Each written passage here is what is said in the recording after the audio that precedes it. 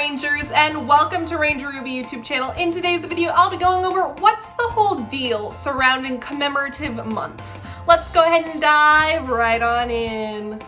Okay, now I'm sure that I'm not the only one who's noticed this, but especially in recent years, commemorative months such as Black History Month, Women's History Month, and Pride Month all seem to be rising in popularity. And it always seems like that every other month there is some different heritage or commemorative celebration that's going on, and it all just seems so confusing. There seems to be overlaps, and I'm not sure when each celebration is, what they're about, what they're for. So in today's video, I'll be trying to break down and explain a little bit to you what heritage months are. So official heritage months are special months that are set aside for different commemorative and heritage movements. And they are celebrated by the government with these 6 official systems, including the National Gallery of Art, the Library of Congress, the Smithsonian Institute, the National Archives, the United States Holocaust Museum, the National Park Service, and the National Endowment for Humanities Department.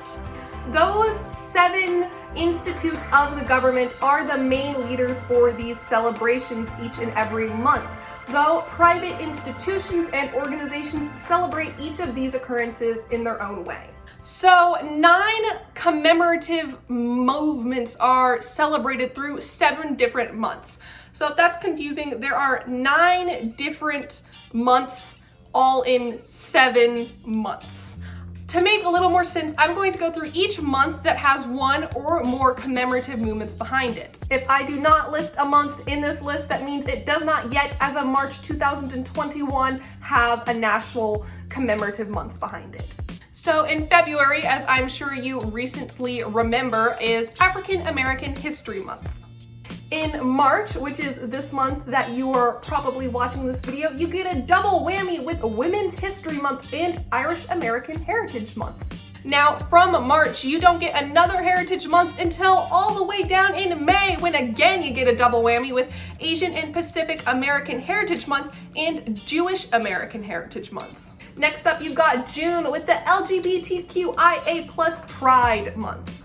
Now, from Pride Month in June, you do not get another Heritage Month until September. Now, this one's a little bit weird because unlike most months, it doesn't start the first day of the month. National Hispanic American Heritage Month lasts from September 15th to October 15th, which is technically a month, although it's half in 2. It's a little bit confusing, but it basically, National Hispanic American Heritage Month lasts from September 15th to October 15th. Now, October kind of technically has 1.5 months, with also National Disability Employment Awareness Month. Hi, Editing Ranger Ruby here.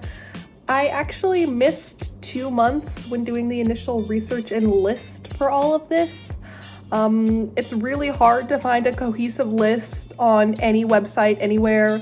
Not even like Wikipedia has one, so I missed 2 and I apologize, but the 2 I missed include from March 13th to April 15th is National Deaf History Month, and then October, the entire month, is Italian American Heritage and Culture Month.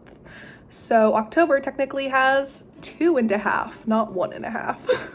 And to close off the year in November, the last commemorative month that we get to celebrate is National American Indian Heritage Month. Now, at first, this might seem kind of random, like why in some months do we get 2 and why in some months we get none? What's the deal with all of these months and when they take place? Well, in short, each month is there for a reason. It's not just because the government decided that's the month. It's because of specific dates that are important to each of these cultural ideas. For instance, African American History Month isn't in February because it's the shortest month of the year. That is a myth that has been busted a long time ago. African American History Month is in February because it is the birthday of 2 important abolitionists involved in the early movement, and those are Abraham Lincoln and Frederick Douglass. And June is the month for LGBTQIA Pride Month because that is the month in which the Stonewall Uprising, which is very important to that movement, occurred.